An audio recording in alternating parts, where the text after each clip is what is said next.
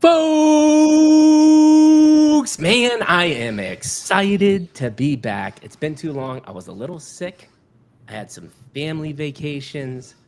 But Brian, welcome to the Mikey G podcast experience. We're about to have an incredible time. How you doing, brother? I'm good, Mikey. How are you? Happy to be I'm here. fantastic. And we're going to have, sorry, we're a little late here.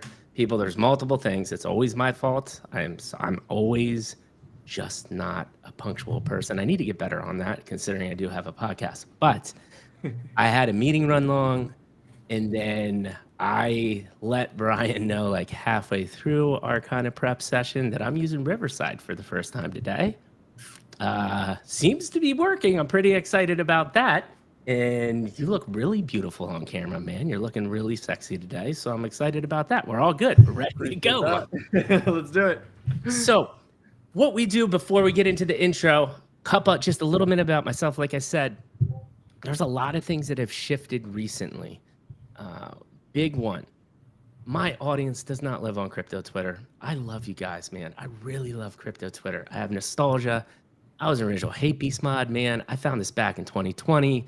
I did all the degen things, but you guys just want to make money. And unfortunately, the people that make it big and get the exposure on crypto Twitter are not doing what I'm doing. But guess what? There are plenty of other places on the internet that love human entrepreneur stories. And that comes in the form of, did you know, Brian, did you know this? Because I just figured this out when I started doing deep research. There's a couple Reddit sub forums of like people in corporate America trying to become entrepreneurs, like, you know, kind of jumping ship. Millions of people on these Reddit forums, man. I had no clue. Guess what? Mikey G podcast experience, perfect content for that cohort of people. LinkedIn has been amazing. I've started to do LinkedIn the last couple of weeks. The amount of connections I've made already is incredible. I'm not going to abandon you all on crypto Twitter. I love my degens and I love crypto Twitter to death.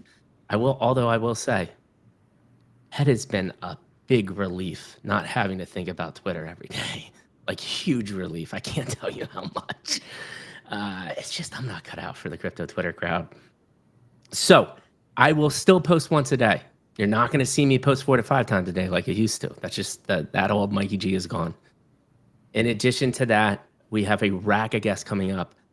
One thing I'm excited to announce, it took me like 4 years, but I have a new blockchain company that's interested in a potential partnership. Who would have thought Mikey finally getting some partnerships for all the damn hard work I've done over the multiple years? But this is one of the themes we'll talk about, Brian, and you probably know this. Hard work over a long period of time, paying it forward, doing all these things. You go down crypto Twitter, right? And you think that like everybody's success overnight. That's just not the case, right? One of the most famous sayings, overnight successes are 10 years in the making. That's literally how life works. But you go on crypto Twitter and you feel the difference. Don't you feel the same?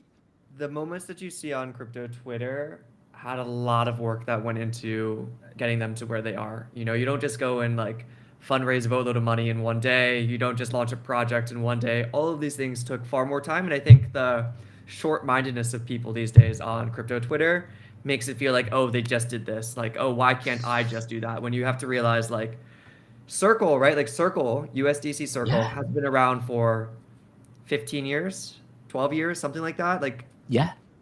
Took a long Over time. a decade, man. Yeah.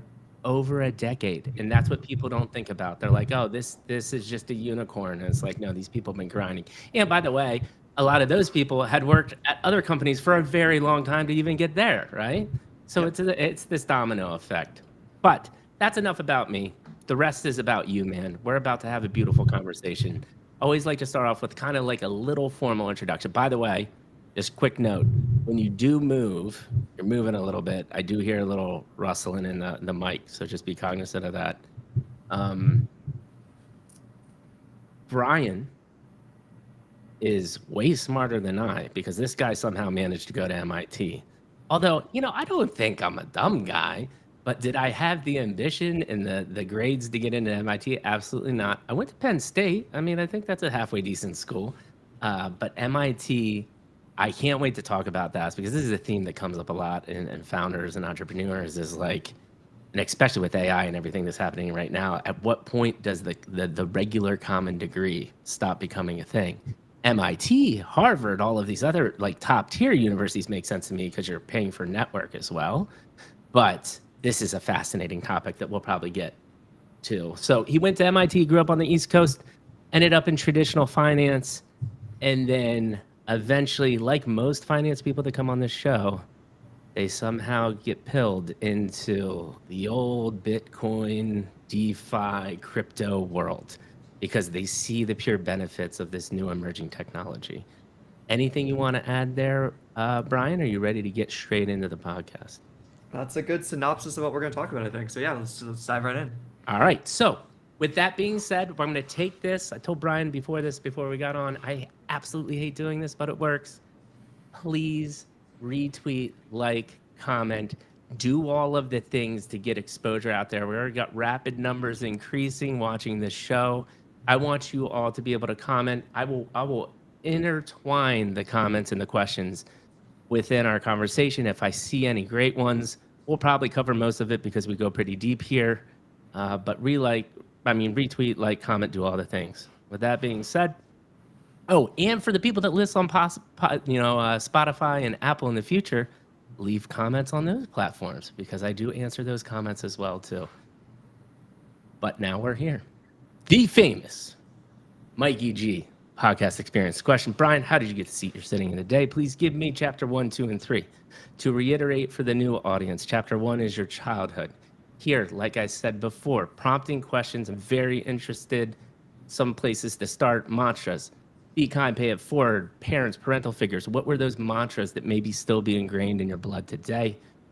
Were you a tinkerer? Did you play sports? Is there a really vivid memory that you have that we can start and we'll go from there? Chapter 2 is your schooling, professional career, entrepreneurship, traditional finance like we talked about. Here though, the most important thing is your failures, the learning lessons. These are the things that people are going to hear today that are going to help them level up in the future. And then chapter 3, obviously one of the main reasons we're here, your beautiful new company, DeFi, crypto, Web3. We will get into that. So start in chapter 1, wherever you want to go, man, and we'll have at it. I cannot wait. Yeah, we can take it back to like day 0 proper. So I was I was born in Philadelphia. Lived there. I'm sure you're familiar. You went to Penn State, so not too far. Grew up.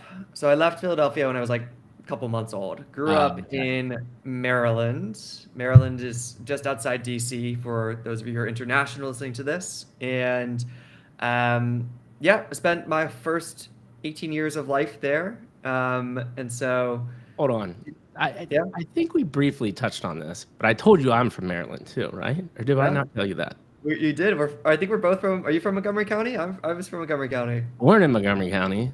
Well, I was born technically in DC, but I was Frederick County is where I ended up. But yeah, I lived in Gaithersburg and Rockville for a little bit. Yes, super close. We did touch on that, which is how insane is this?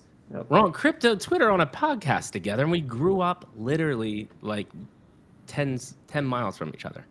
Yeah, small world. It's a small world. So what can I say about my childhood? I mean, like, fairly normal childhood, I would say. Like, suburban. You're familiar with the suburban area of DC. Very multicultural. Tons of people who are doing all different types of things, working for the government. Very normal upbringing, I would say. I think what was embedded in me from a very early age, it wasn't very explicit, I will say, but I think I had high expectations of like doing well in school. That was like very important to me. It's not like my parents were like helicopter parents or anything like that, but it was more like internal pressure to do well. Ooh, I'm gonna cut you right there. You already said something fascinating to me. Where did that come from? Like looking back, as this is all reflection, right? Like you've obviously felt this from somewhere, but a lot of that comes from like I always use this reference. Rebecca, she's an amazing human being. She built it's called the L1L1s. It's called Saga. I don't know if you've heard of it. She's a fantastic human, but she had the dragon mom, right? So that pressure came external. You have this internal pressure, and that's a very rare thing. Talk to me about that.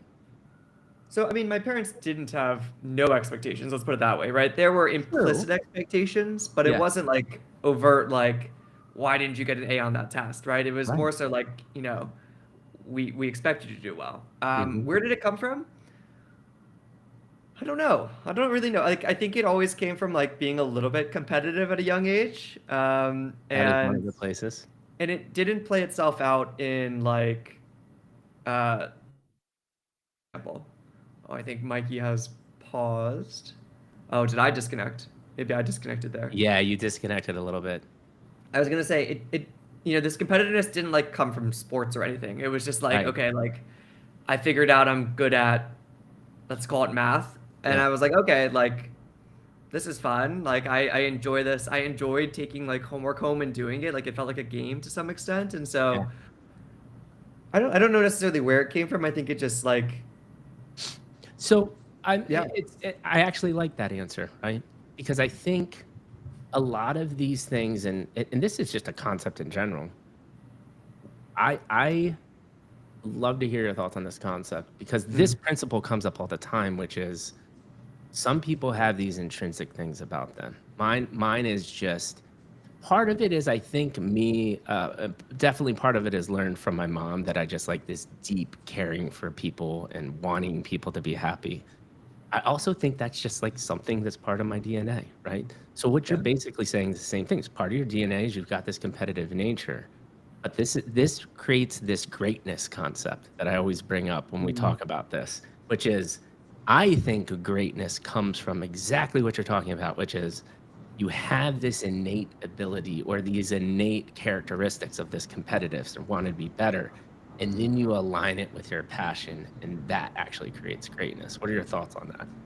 No, I think you're really right. Like as I mentioned, right? Like I wasn't like ultra competitive at sports. I played lots of sports growing up, Yeah, but it was more so just like an outlet, I would say. And right. I also say it's like it's finding what you're good at and like diving in early per se. And like Mm, it wasn't like I found like, oh, I'm the next Tiger Woods, I'm gonna play golf. But it was like, right. okay, like math and science were pretty things that I enjoyed doing. I like Mhm. thinking a lot. And so, but Mm,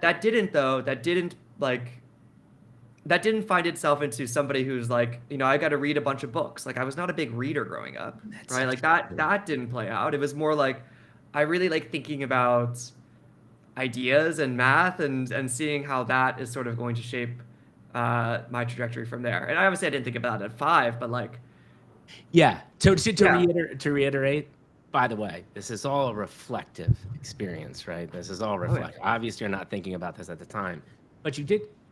Here's what's interesting to me, though, is so talk to me about that because you already said another interesting thing, which is from a very early age, you realized you liked math and science.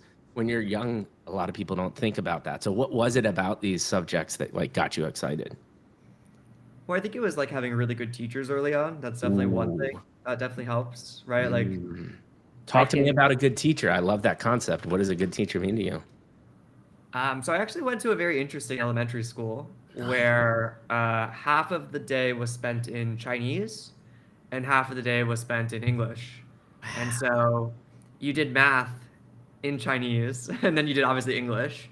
Uh-huh. And yeah, the Chinese teachers who taught math were very good. And like I felt like a lot of it was, I don't know, it felt fun, right? Yeah. Like I was fine at English, like don't get me wrong, but um, that was an interesting sort of way to get uh, introduced to math, right? Like you're not getting introduced to math in the typical way of like just a math teacher. And it Interesting. also is like a good like sort of looking back too, it's a good mix of myself as well because I'm also half Chinese Right. and half Irish, and so like having some of that part of your culture at the early age was interesting too. So a lot to unpack there probably, but yeah. Well, so let's keep on unpacking because I think this is fascinating. So let's just talk about the practical implications of going to school half and half. Not many people get that experience. Reflecting back on that, did this come in the form of like, you think that helped spark that the interest in math? Did it help spark creativity? Did it help spark exploration? Like, I'm interested in those concepts that came out of an experience like that, because not many people get that. I think a lot of it felt like puzzles, right? Like things to like figure out, and like that's interesting, right? Like, yeah, I would come home Yeah. with math homework and be really excited to like figure it out. I think um, maybe the objectivity too of math is nice, right? It's like it's either right or wrong, and you're very certain of that. I think that has always been something that's been something that I've enjoyed because there's no subjectivity to the fact of how something is determined right or wrong or graded. But then in the actual like, practice of it, right? Like what was the day like? Well, you literally were like talking in Chinese numbers, right? Like so a lot of these things were like I don't know, bilingual at a Yeah. very early age, right? Like Yeah. every number that we ever talked about from like 5 to 10 was like it was said in Chinese, and you just like knew the numbers in Chinese. And this wasn't like a private school or anything. This was public school too. So like this was just a special program that they had set up within our county. Yeah. Right. Dude, that's super cool. One thing then you then followed up with though is you liked math because it was pretty subjective. I'm sorry, objective. Objective, yeah. Objective. You are in an incredibly subjective world when you get into entrepreneurship. Yes. And life is incredibly subjective. I always like to say I think life is so many shades of gray, and we actually do ourselves a big disservice because we try to make everything black and white. As you're evolving right now, is creativity starting to play a part at this young age, or is that not till later in life? Yeah, maybe not that early. Maybe not that early. Interesting. I think I was always quite particular. You might even say picky as a child. Yeah. Yeah. But and I enjoyed like, elementary school art class and music and things like that. But I wouldn't, say I was like particularly creative compared to some other students at that age. Right. So no, I mean, looking back, I was probably like a very big nerd. And I sometimes look back at even, high school. I'm like, wow, I look, my friends and I would joke that we were such big nerds. And we didn't know it at the time, which is Right. funny. But like looking back, it's funny to see now. Yeah. Yeah. No, and that makes sense. So take me a little further through. So like your math and science, you're playing sports. Are you liking video games? You said you're not reading books. Like what does a lot of all of that stuff look like? Okay, I'm not reading no books. Let's be clear. I'm reading the books that are required. You gotta read the book you have to read, right? Yeah, I have to read the book that I To have Kill to a read. Mockingbird is probably read at some point in time. Oh, of course, all the classics that we have to read. Yeah. So yeah, what's going on besides that? So I was a big swimmer growing up, and I started swimming when I was probably like 3, and swam all the way through high school. Mhm. I think one thing that's interesting about that is I never particularly liked swimming, right? Like getting up early, going to practice, going to did it practice too. after school. I think that is something that every child has to live with, though. Like you have to do something and be forced to do something. Not really forced, but like there's just like you are doing it that you Yeah. don't particularly enjoy. And Right. because like that's how life is, right? Like you're gonna do things you don't enjoy, and having to like continuously do that and not enjoy it is a good lesson for a kid, I would say. Yeah. And so obviously you don't think about that at this time. Talk to me about that concept, which is, I don't know, what grit, perseverance, whatever that may be. Do you think looking back, is that one of the most, if not the most critical trait that has helped you become an entrepreneur and do what you're doing today? And if not, That or that something and else. I would say knowing what you're not good at as Ooh, well. that's So really good. knowing what I'm not good at and making sure that we can fill those gaps is really important as an entrepreneur. Yeah. Yeah. But yeah, like I think a lot of kids these days get a lot of instant gratification. I mean, even we Mhm. do, like looking on TikTok or like Instagram, Mhm. who knows, and even X, crypto Twitter, right? Like Right. there's a lot of instant gratification from that, and not sort of like just absorbing that and actually doing something that maybe is difficult or hard, right? Like being a founder and an entrepreneur is not easy, right? Like we're doing things that if it was easy, everyone would do it, right? And so like understanding that like not every day is going to be the best day and doing things that you don't like is just part of the job is Yeah. something that I think everyone should experience. I don't think everyone does though, and I think it's actually getting, far worse for a lot of like younger generations that we see. But that might just be me being an old person, or not that old, but I don't like know, man. getting older. I think we're about to enter an age where robots do all of that crap. It's true. So Like I'm not how does gonna lie. that change our mindset? Like since we're in this part of the life, and not particularly your life, but it's a theme, right? Yeah. With AI, you're obviously using AI in your entrepreneurship endeavors. I think anybody that is in entrepreneurship right now is using it in some form or fashion. How do we continue to proliferate problem solving, passion, creativity in a world where I think 5 years or less, anything will be solved with you within minutes? Yeah. How do you solve Sure. that problem, or what are your thoughts? So I mean, we see it, right? Like in our engineering group, right? They're all using AI to help them write code because Right. it's faster, right? Like there's a lot of boilerplate code that's not worth manually typing. And the important part there is like they've all lived and written code without any of this existing before, right? Right. Like same with all of us. Like we all grew up without ChatGPT, right? It Yeah. wasn't an option in school to write your essay. And Right. so that's weird for kids who grow up with it, right? And that's like immediately available to them. They can have PhDs in their pocket basically to ask any question to. Yeah. Um, I think it comes to like how is it used in a very like sort of assistant like way, but not necessarily a full on AGI type of way. And I don't know how that plays out. I think it's going to shape the next generation very, very differently than we think of our generation. And you see the way that people use like ChatGPT between generations very different, right? Like the older Oh, yeah. generation uses it like a search engine. I might ask it a question, but like the younger kids like ask it their like personal thoughts and like opinions and things like that. And I've never asked it something that personal because Right. like, like maybe I'll ask it like how do you navigate a conversation if there's gonna be a difficult conversation, but Right. even that feels a little bit weird to me. It's wild. You know what my answer is? It's kind of what you're a little bit of what you're saying, but I do like this is why I'm so bullish and so firm on what me and you are doing right now. I think the only way you continue to get people excited about human creativity and interactions and spontaneity is you have to just be in real life. Yeah. Like this is actually like I hope someday I make enough revenue where I can fly you out to my studio and be a Joe Rogan level, right?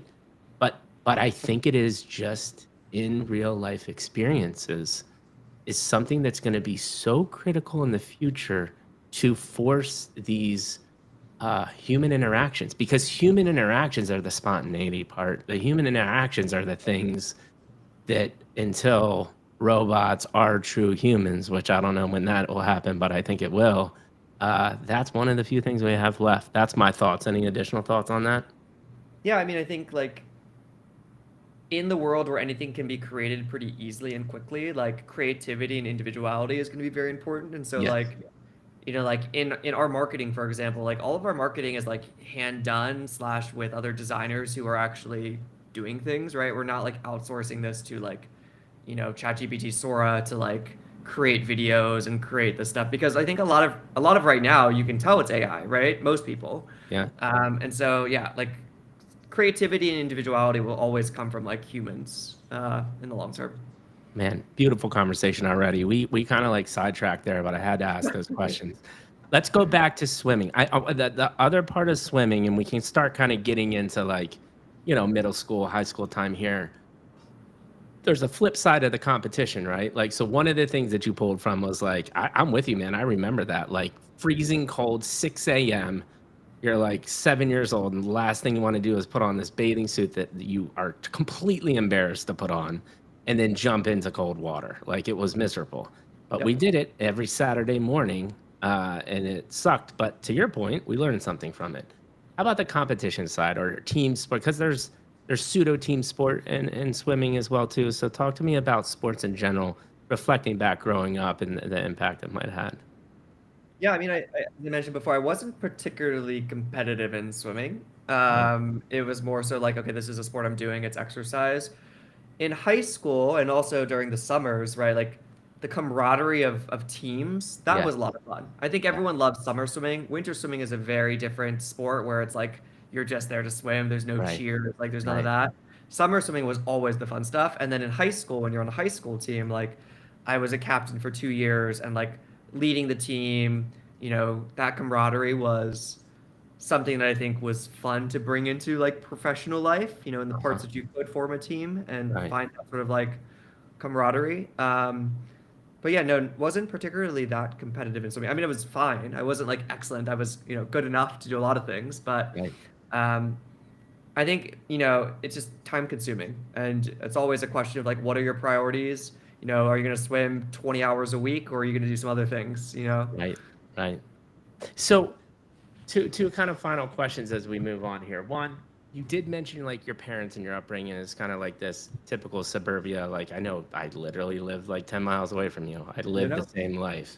Yeah. Um, I'm interested though in one, were there any mantras? If not, it seems like you at least felt comfort, support, like you felt like things were taken care of, right?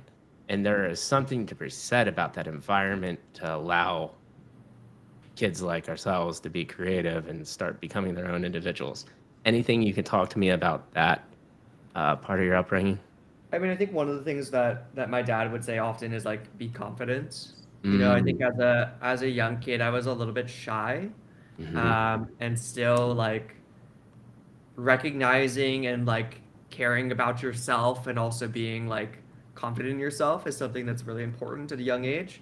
And I wasn't particularly good at that, and so that's something I think about often. Like a lot of entrepreneurship is going and raising money or getting on a presentation and giving a presentation, and so like that confidence that you have is very important in terms of like the narrative that you are trying to tell, Yeah. um, and still something I try to remind myself of. And so yeah, I was definitely a very shy earlier child, and like that has hopefully changed and evolved, um, but So that was that. I'm still very introspective, I was gonna say. I still think a lot. I think probably way too much, and that's maybe a, a, not necessarily a problem, but Right. sometimes I can't fall asleep because I'm thinking like the Oh, entire time. dude, I do the Yeah. same. I get so jazzed up about things, man. Right. Like, You know the especially the day of podcast, man. I woke up this morning and my first thought was like, I get to talk to a brilliant human being today. It's gonna end my day. I got to freaking live in San Diego. I get to go to the beach whenever I want. I'm just excited to be awake. I hate sleeping because I don't get to think and do as many cool things. I was literally like 10 o'clock last night and I made the grave mistake.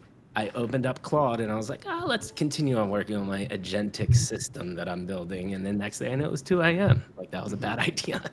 But I hear you on that. I actually did want to ask though, because I think this is a perfect follow-up question. And now reflecting back, this is a huge deal, especially for a lot of people in Web3, being introspective, building this confidence, knowing someone that like yourself has struggled with it, still struggles with it today. Me, Yeah. by my variation of it is like, people would be like, oh, Mike is, confident guy. He's boisterous and he can talk to anybody.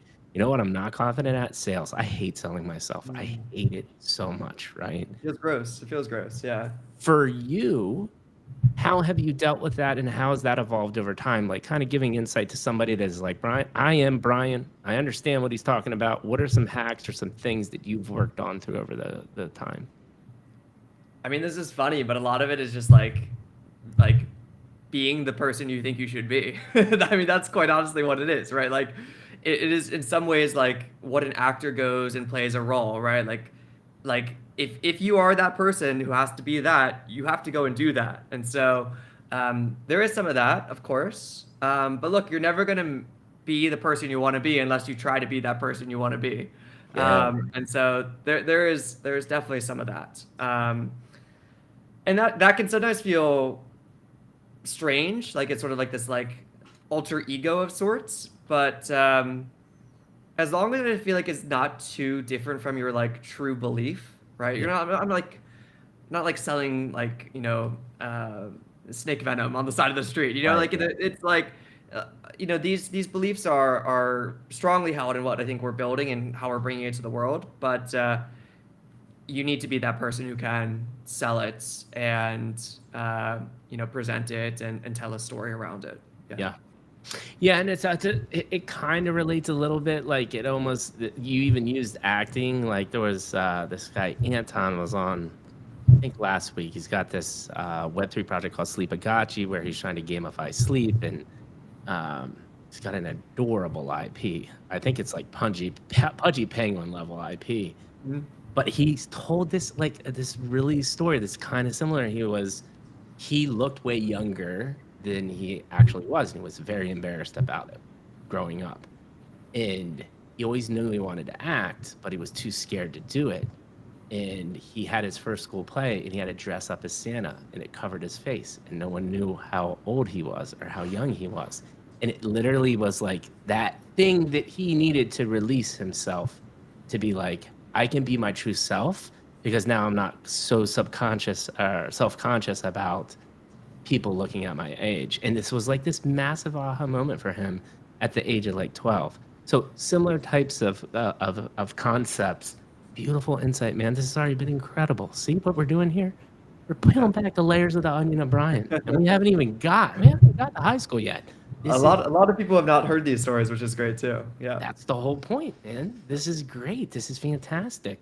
So moving more a little bit on to like getting to that high school, we talked about swimming, and but we're in math and science. What I'm interested in now is like, all right, we're really starting to progress. You like math and science from an early age. It's like putting puzzles together. What else is starting to percolate now that you're getting into high school? You're starting to think about college. What is the Brian thinking about in that moment of time? I mean, very little had changed, quite honestly. So Okay. I went to a magnet middle school for math and science and computer science. I went to a magnet high school again for math, science, and computer science. And I will say this place was like very competitive. This was a small group of people who all are trying to go to the same colleges, and it was definitely a boiling pot of people and personalities, and very, very rigorous like schoolwork. And so I mean, always basically telling myself like, look, like you need to succeed, and sort of do whatever it takes to get there. And like a lot of the times I look back and I'm like, how did I do it all? Right? Like I had schoolwork, I had swimming, like I didn't mention like I also played like on our golf team. So I was on golf in the fall. I was also swimming, and then like any number of other like clubs and activities that I had to do just because like everybody else is doing them too. And so I don't know, it was just like long nights and early mornings, and somehow you get through it. Dude, But yeah. I don't think you realize like this many moments has happened, but like brothers from another mother here, man. We grew up 10 miles away from each other. We both swam. We both played golf. I did like math. I was not competitive. I was not in these magnet schools and stuff, but it's insane how many similarities that we have. And we've ended up here. Like, so I'm glad that you brought this up, because it's actually, so I have a 2-year-old son now. I think he's 2 and a couple months at this point. And are you familiar with northern San Diego or San Diego area in general? San Diego, yeah. Right. So Carlsbad is like one of the hoity-toity beach communities in Northern California. Encinitas is the other town right near it. Those school districts are insanely competitive. And we are right on the edge of Carlsbad and San Marcos. Our schools are really, really good, but it doesn't have that competitive edge. And I'm actually terrified to put my son into this pressure cooker like that. Looking back, or if you were to have kids, or you do have kids, like, what are your thoughts about that process? What are your thoughts about that environment? Like, would you want that? Would you not want that? I'm sure there's benefits or negatives, but I'm I can't decide on what I want in this situation. I personally liked the pressure. I Yeah. think putting your kids through a bit of stress is a good thing, quite Uh-huh. honestly. Uh-huh. Maybe not everyone will agree with that, but I'm a big believer that like the sort of like getting a bunch of people who are like good at something together Yeah. and having them like not necessarily compete, but at least be in the same environment is a good thing to do. And Yeah. so, yes, it was sort of a pressure cooker, but if you're the type of person who thinks like, okay, regardless, I'm going to succeed, I'm going to be the best, and Hmm. I thought a lot about that in high school, I think, Yeah. then it's a good place to be because you don't want to be somewhere where it's like you're a big fish in a small pond. You'd rather be a big fish in a big pond with other big fish, and because Yeah. sooner or later, you're going to face the reality, right? Like you get to college and you realize that every big fish there was also a big fish in their small pond, Oh and man, it's a rude like awakening. it's a rude awakening. And you know what I will say, and we'll talk about MIT in a second, but like MIT did not have this competitive like landscape, and that's actually very different, I think, between college and high school. Ooh. High school, you're all going to try to do the same thing, right? Everyone's applying to the same Yeah. schools. Yeah. And then in college, you know, you've got people who are going to go to med school. You've got people who are going to do PhDs. You have people who are working in industry. Like everyone's on their own path, Yeah. and MIT does a really good job of this. Like it doesn't feel that competitive in that sense. Talk And to like, me about that. yeah, Where does that come from? Because this is yeah, fascinating to me. Because you're talking it, about one of the best universities in the world, yeah, where you come from. Most of the people at MIT came from exactly the pressure cooker situation that you're talking about. What yeah. changes? I think everyone who gets there's had enough. Maybe, maybe that's what it is. They're like, That I'm done. could be. No more of this. Right, Um, right. Do because you fundamentally think they did something different though? Like, do you think it was okay? You kind of have made it. Now it's let's collaborate and learn and explore, or there's something else there? there is definitely a very much like you need to work with each other type of mentality at MIT, where Mm, it's like if you try to do every homework assignment by yourself, there's no way you could get through it. Like you're simply not going to be able to. Like these are not questions that, you know, even if we had ChatGPT, these are not questions you could ask ChatGPT. These are yeah, questions that they rewrite every single year that are very specific to, you know, whatever else they're trying to teach. And so yeah, I mean, from literally day one, you're like, okay, like who am I going to work on this homework assignment with? And you never did that in high school, right? In high school, you would go home. Maybe you'd actually do a couple questions with somebody, but like right. usually go home and you just do your homework, right? This is a very different environment where like, oh, you're suddenly said like, oh crap, I'm not going to get through this unless I work with other people, and that creates a very different environment. Yeah, So, yeah. yeah, But that's a very very important insight, I think, because I think even to this day, and I do it myself. I'm even bad. Like I love working with people, but I think people in general do a really bad job of putting way too much on their shoulders. Mm, And it just takes a village, man. That's why that saying exists, right? And it's really cool that MIT institutes that from early on. But they do it in an interesting way, which you were saying is by they intentionally do it by asking things so incredibly hard yeah, that you have to seek help, right? you do. And so they're putting you in that position to do that. But there's like, I've seen a lot of people break because they just think they need to do it all themselves. And if you can switch that mentality and say, I need help, and then, like you said earlier, which we'll get to, which is probably one of my greatest unlocks, is you know what? I'm not even going to spend any of my time being the best salesperson. I'm just going to go find the best salesperson because I know what I do is valuable. I just need to go find somebody that is incredible at it and they're going to help me out. Like that's such a game changing mentality. Any thoughts there? I mean, I think about this often too. Like, I don't know how a solo founder does it. Like, I'm very lucky to have a co-founder and then a team. It would be very hard to do this alone. Like, Yeah. and really anything alone. And Yeah. so, um, recognizing that very early on is important. I've seen a lot of people try to do things on their own, and if you realize like you can probably do it, it'll just probably take you 10 times as long, Yeah. right? And so like, Yeah. do you want to make that trade-off? I would probably take working with somebody to do things 10 times faster than working alone and doing 10 times slower. So yeah, I mean it's anything you do really. It's like it's how can you bring other people in to help you do things and work with you and build things that I think um, lots of other people are going to use in the long term. So Yeah. yeah. And but I mean, you said one thing, right? Like it takes you more time. Your health suffers way Oh more, yeah. probably less creativity. Like there's so many things that suffer.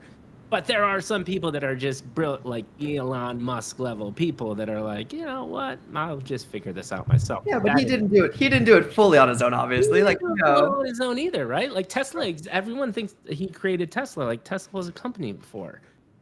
There's well, lots also of things. he was also part of the PayPal mafia, right? And PayPal was a group of like 6 people, right? And so, Yeah. of All course, of that these was the stepping guys stone. Yeah. super powerful, right?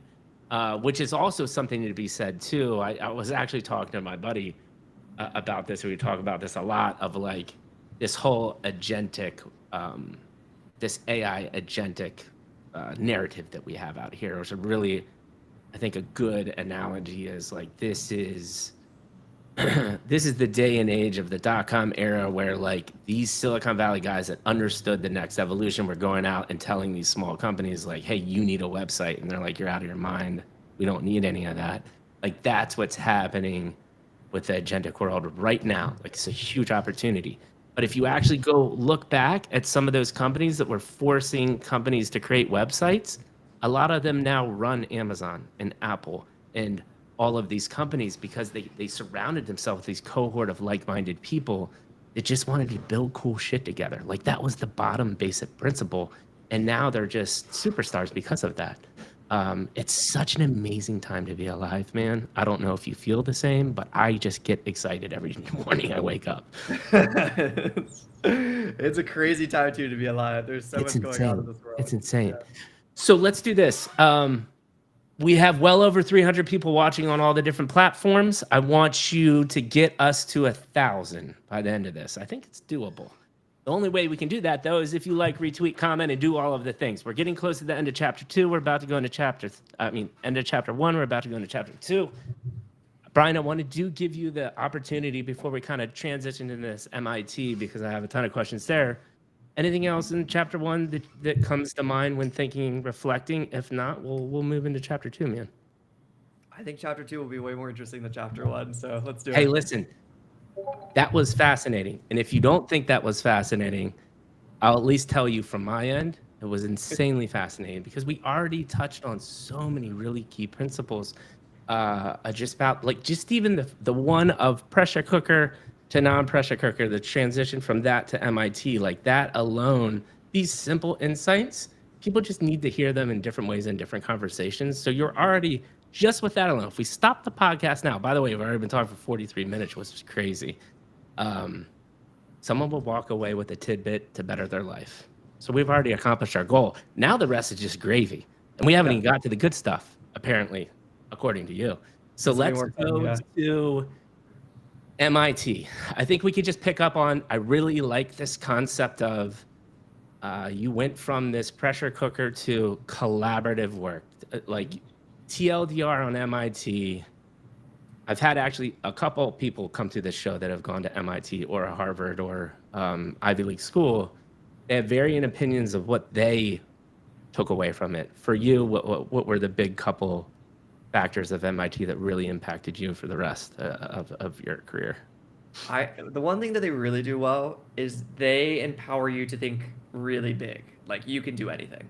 Like that is the crazy part about MIT. Like if you want to go build something, you've got all of the resources to build it. They will fund it. They will get you a professor who's the top of the class to help you drive it. Like really you've got, and you don't realize this while you're there. So if you are there, like this is the time to like really take advantage of everything they give you, because once you're out of that place, you realize it's way harder to get access to like, if you're trying to build something, a machine, if you're trying to get unlimited compute, like you could literally get unlimited compute at MIT. Like there are so many things that you have access to. And so definitely take advantage of that.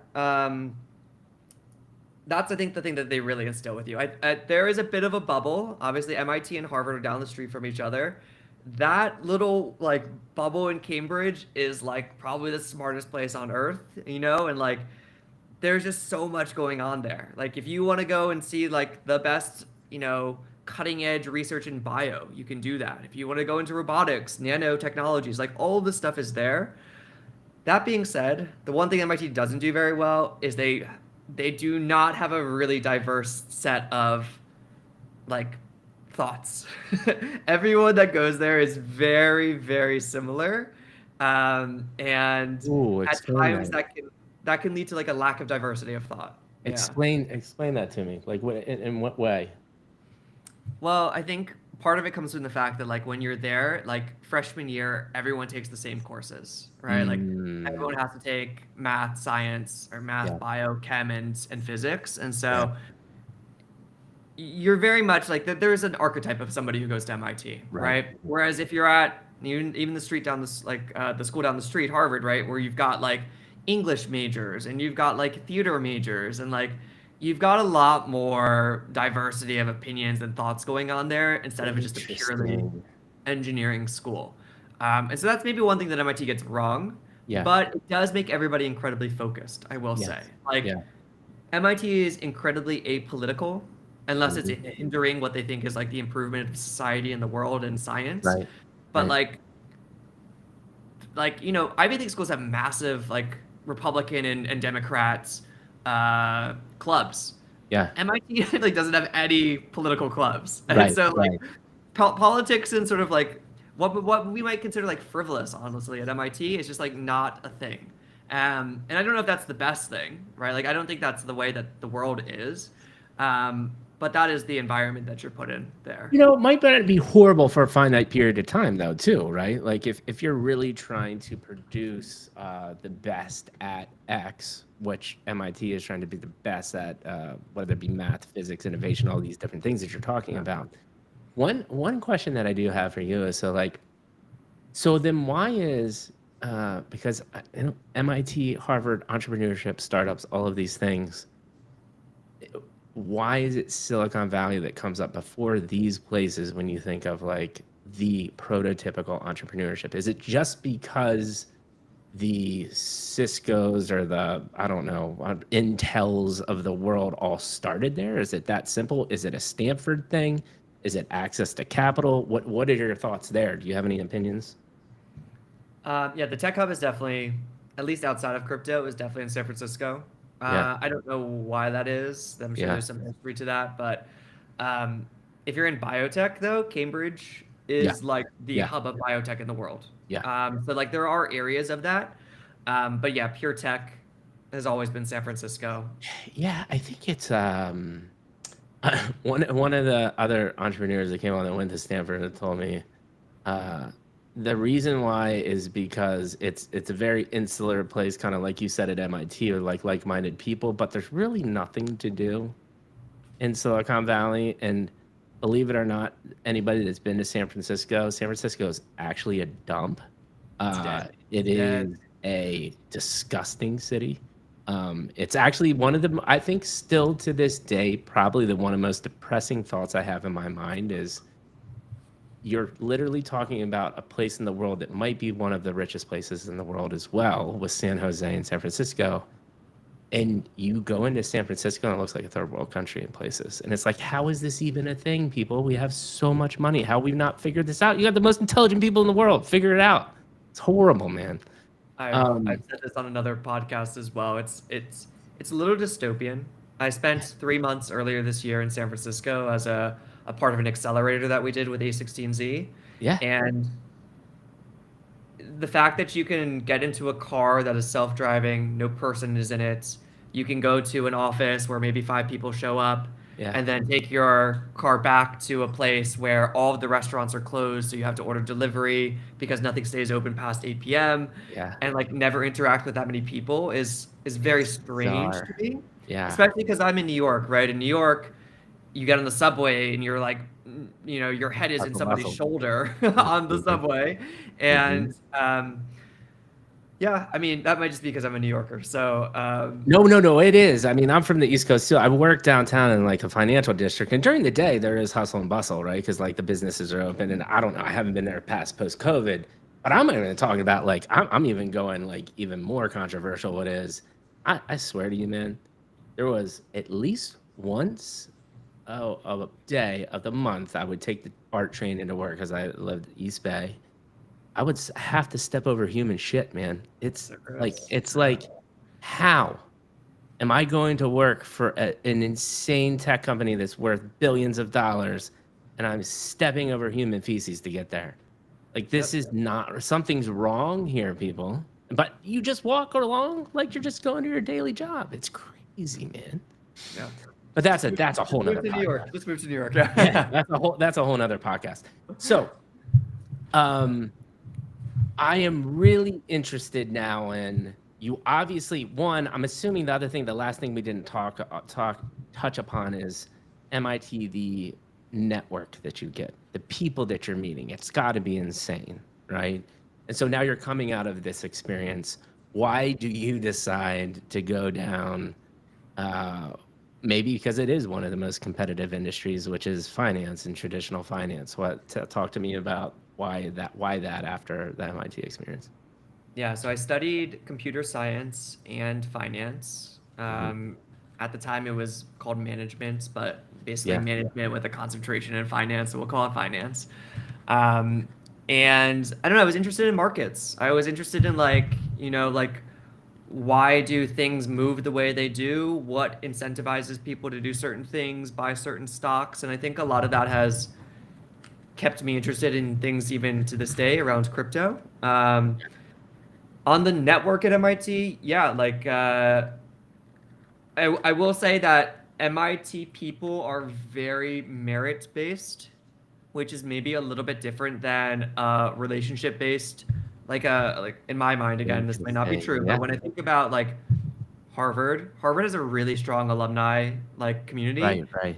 MIT's alumni community is not as strong as that because it's much more so like it's a meritocracy. It's right. Like it's Yeah, like show me what you've done. Can you write code? Like all of right. these things. And it's not so much like, oh, like you just went to the same school as me. And obviously there are pros and cons to that. Yeah, But I mean, nonetheless, look, like um in my family line, in my fraternity at MIT, like 5 years older than me is Keone, who founded Monad. And so yeah, like there's lots of people in our circle who like in my fraternity was the founder of Dropbox. Like yeah, there's like all of these like little connections. Like in my school year, the founders of Kaushi, right? Like there are people who we know like and can talk to, which is yeah, pretty cool.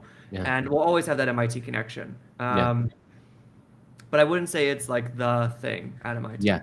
No. It totally makes sense, and it makes sense with the differences between what you were talking about of MIT and some other ones. Yeah. So you're really interested in markets, why markets are created, why people are making financial decisions.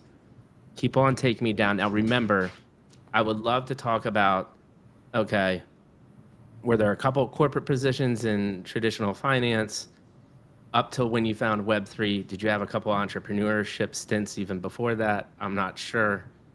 But in this section, I mean, maybe 3 to 5 overarching themes or lesson learns as you're going through this process. Yeah. So I did a couple internships, obviously, during my sort of time at MIT, and one was at a trading firm in Chicago. Loved Chicago in the summer. I don't know, I Love can't say it. the same about the winter, but the summer was And incredible in Chicago. You yeah, should visit. And then I did a internship at a big bank, Morgan Stanley, the summer after in New York. hold on real quick. And yep. Thumping's happening again. I'm not sure what you were doing there. Is the Ah, chair hitting your desk? it's the table. It's the table. You're good. Okay. Uh, Um, so yeah, I did an internship at Morgan Stanley, and then that led to a full-time offer. And so my first job out of college was at a big bank on Wall Street. It's not actually on Wall Street; it is in Times Square. And I stared directly out at the M&M sign every morning, uh, in Times Square. that's And wild. um, I was there for a brief 10 months. I absolutely hated it. It was so bad. It was so Why? bad. Tell me. I just felt like I wasn't that intellectually stimulated, and I felt like I was doing a lot of work that didn't necessarily like get me to anything or make me learn anything. And so, I would get in 6:30 a.m., stare directly at that M&M sign, and I say like, "What am I doing here?" And then you would work all day. I was a trader, so I was trading bonds, and then I would leave at like 6 p.m. and you'd be exhausted, right? That's like 11 and a half hour day. You'd go to the gym, you'd eat dinner, you'd probably like watch an hour of television, and you'd go to bed, and then you'd start it all over again. And so like that was your life. Very little to do anything else. And if you're not absolutely in love with it, like I wasn't, Yeah. I don't know how you put up with it. And so like after 10 months, I was like, look, I had been to a high frequency trading firm. I need to go back to a high frequency trading firm. Like they were doing things that are intellectually stimulating, smarter, Yeah. like, and yeah, I started interviewing and found a great spot that actually felt like they were doing really cool state of the art things, and left the bank in very quickly. Nice. But I will say, like, look, I learned how it is to work with like a massive company. Morgan Stanley Yeah. is like 50,000 people, Yeah. right? Like understanding how the politics of that work, not really because I'm not like You're not way up junior. there. Yeah, but understanding how a big company operates, like what systems are good and bad. Like I wanted to get Python on my computer. How many things do I need to support, and how many tickets do I need to write, and how many approvals do I need to get Python on my computer? Absolutely crazy. Like, Yeah. Yeah. but it was good to see. It was a good learning experience. Mhm. So I don't regret it. I think it was a good stepping stone into, what I was going to do next. And then I spent 2.5 years at a trading firm. And so like really enjoyed my time there. We traded pretty much everything: stocks, futures, commodities, FX, and a little bit of crypto. And so That's pretty cool. that's where things got more interesting. I was writing code. I was actually using the skills that I had learned in college. And so Yeah. um, yeah, it was So fun. for somebody that is like, oh man, this guy went to MIT, I want to do exactly the things in New York. Like, what would your advice to that person that's watching this now that's maybe a little bit younger? What are your thoughts there? Don't do it. Run for the hills. Do it because I love it. Like, what are your thoughts? Well, I would say society is changing, and if you're thinking about traditional finance, recognize that blockchain is going to overwrite all of that in the near Yeah. future. And this isn't just coming from me, right? Like Larry Fink, CEO, founder of BlackRock, said, 2 weeks ago, everything's going to be tokenized. And so, what you want to think about is not going into industries that are on the way down and going into industries, whether it's crypto, whether it's AI, whether it's robotics, whether it's, I don't know, new forms of arts, right? Like things that are more on the up and coming, right? Like you want to catch something on the up and coming. Like we're here very early, Mikey, you and I, and you probably maybe even earlier than me in crypto. And like there is something to being early into something and latching on to it, as opposed to like trying to do something that somebody has done for the last 100 years, right? Like Yeah. most likely you're not going to come anything new in there. Yeah, and to layer on to what you said too, like it's very rare that I get a very successful founder on the show too that says timing and luck is a little bit of a thing too. Is it not all of it? Can you increase your luck by your hard work and stuff? Yes, but timing is absolutely a thing. And if you can get to something early, that's brilliant, beautiful advice. Absolutely. And back to the point, like, the portfolio of human relationships that I've built like with yourself over the past 2 to 3 years is insane. And that's going to do nothing but just continue to amplify my future in many beneficial ways. And I do that by just pouring back as much. I just give as much as I can give because I know eventually something will click and continue to go that way. Like I honestly, if I take it all, if I could pick one thing, and it sounds, and people might roll their eyes and like, oh, Mikey, he's just got this like rose colored glasses. I really do think it's as simple as just being a kind human being. Yeah. If you can literally live, eat, and breathe that, but not be kind because Mikey told you to be kind. Be kind because you genuinely know it's the right thing to do. I do think it all works out, man. Work hard and be kind. I think that's something you see at the places that you work as well. Like, the bank that I worked at, you'd go to work and people would be like, man, I really hate that I have to go to my like daughter's birthday this weekend. You're like, that's something I feel like I would really look forward to. And Yeah. like, this clearly isn't the group of people that has the same culture that I think I have. And I've been fortunate to have that in the trading firm. I worked at Anchorage after that, which we can talk about, where it's a much more like agreeable culture and nice people, Yeah. and the culture that we're forming at our company now is similarly, it's like people that we want to work with, hang out with. It's not Yeah. like this Yeah. is a job and that's all it is. Like this is a team that uh yeah, we simply just enjoy working with each other. Yeah. And you bring up that, which is yet another back to how AI is changing our world rapidly. One of the other few things that you will have is like forms and organizations. I really do think we move to this creativity and entrepreneurship, are probably the two last things that we have. And then you're going to have tribes of people, which are your culture, which are your work family, that you just enjoy building together, because now you can have three people build $1 billion company because of AI.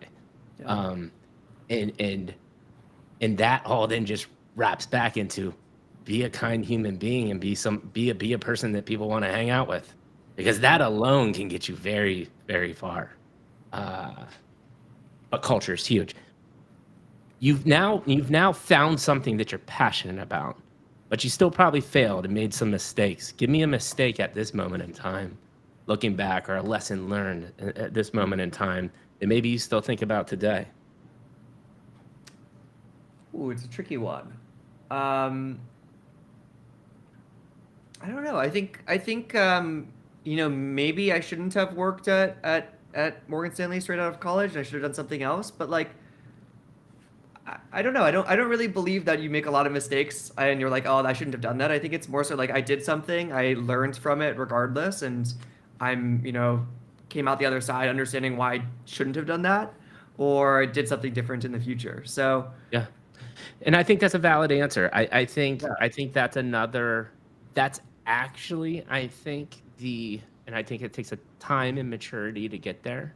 But if you can get to that mindset of, now it's just, I forget the famous, God, I forget his name. But it was the whole concept of like, I don't know, I listened to till my 2 a.m. Claude agent coding session. I was listening to a YouTube thing, and the whole concept of this like 10-minute kind of like motivational speech was exactly that. If you can get to the mindset where mistakes is not really a part of your vocabulary and it's all more just insights and learning lessons, you're doing something right, I think. I think you're really doing something right. and So let's, maybe part of it is rationalizing it to yourself, like oh, that wasn't a mistake. I true, was true. something, but Yeah, true. But I think, what I'm getting at is there's a form of I don't know, just being human, humbleness, um, yeah. making sure that you realize that mistakes are acceptable. Uh, Moving on to, what would you say, Anchorage next? Yeah. Is there anything in between there, or we want to move on? No, I mean that gets me to crypto, right? Like, I had seen what was wrong with traditional finance at a bank. I Yeah. had seen and tasted a little bit of like crypto at a high frequency trading firm, and um, yeah, I was sold. I think like crypto as a way of transferring value, like on a blockchain, is fundamentally a better system than uh, the existing system. And it might take time for the existing system to be rewritten, but the momentum is really there now, right? Yeah. Like there are traditional finance institutions that are participating in all this stuff. Like it is going to happen, and now it makes sense to ride that wave. So beyond the common things that people always say as to why crypto and blockchain is better, don't give me the no-brainers. To you, what was the big aha moment for you? Or maybe it could be the similar things you hear all the time, but I'm interested in your perspective. I mean, I think you just see how extractive a lot of like traditional finance is, quite honestly, Yeah. right? Like there are so many fees and so much spread that is built into the fact that you've got this giant bank. They're the only person that you can trade with because they have liquidity for you. They have to pay their lawyers, they have to pay all this regulation stuff. Like it's just like ridiculous the things that they can get away with, right? Like a lot of finance, unfortunately, is like, all right, like I need to be able to get paid for the risk that I'm going to take. And if we can mediate that risk through a better system, then everybody will be better off. And I'll give you like a very simple example I think that a lot of people understand. Like if I'm going to send money to somebody in like France, Yeah. right? Like that money in my bank account is probably earning like, okay, in a traditional bank account maybe like, 0.5%, but Right. in a let's say in treasuries I'm earning 4%, right? In the time that it takes me to send that money to France, maybe it's 2 days.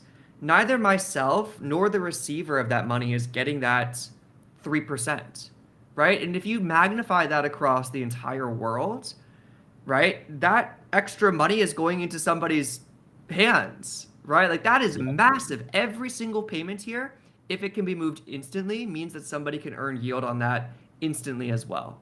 And that's really cool. Like that is the reason why this is exciting.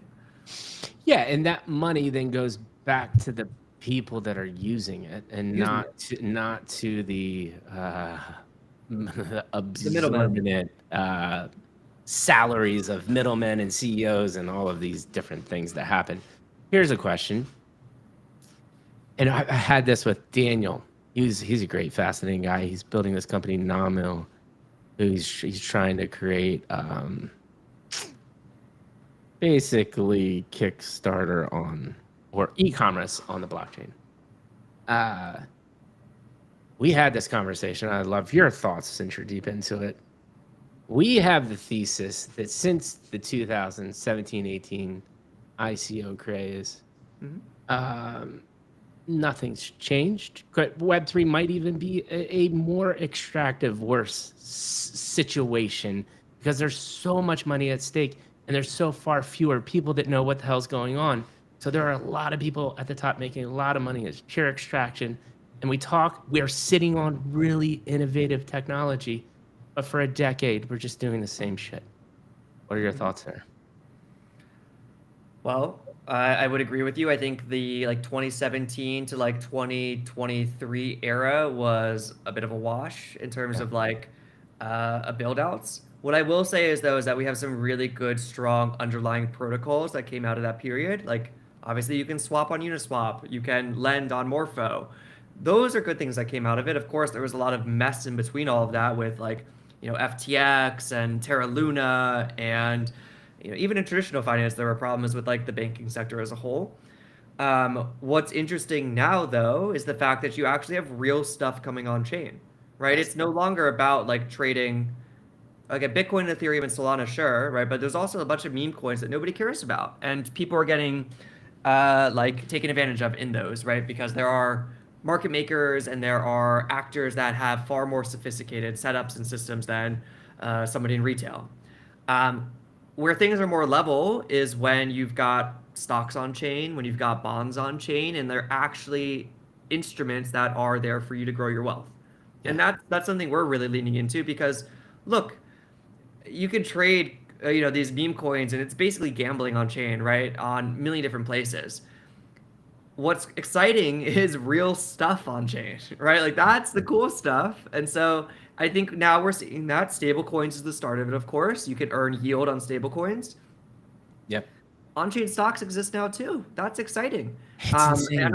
I'm not going to say that they're perfect. There's some regulation that has to shape around the market structure of those, but um, there's real stuff now. Like Yeah. the protocols have been built. You can now, there's DEXs, there's now lending protocols, there's now chains, there's middle layers, there's improvements to EVM, improvements to SVM that have gotten us to a place where we can build actual consumer experiences that are better and have better utility than the traditional finance rails.